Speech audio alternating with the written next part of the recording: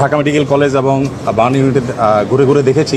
প্রত্যেকটা পেশেন্টের কাছে আমরা গিয়েছি, উপদেষ্টা মহোদয় ছিলেন, সাজিদ ভাই ছিলেন, আমরা অন্যরা ছিলাম।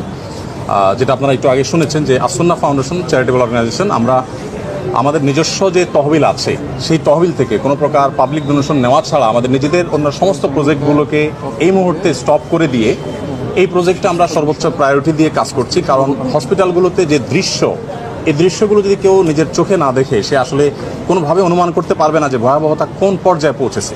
এই মাত্র আমরা বার্ন ইউনিটে একটা এসডিউতে একজন পেশেন্টকে দেখে আসলাম।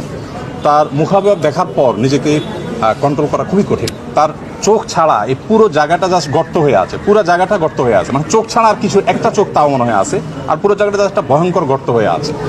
তো আলহামদুলিল্লাহ আমরা এর আগে সাজিদ ভাই এসেছেন, এই পেশেন্টেরই আগের অবস্থার তুলনায় এখন অনেক ভালো। এটা হলো একটা আনন্দের সংবাদ যে তাদের খুব প্রপার ট্রিটমেন্টের মাধ্যমে তারা সুস্থ হয়ে উঠছে। আমরা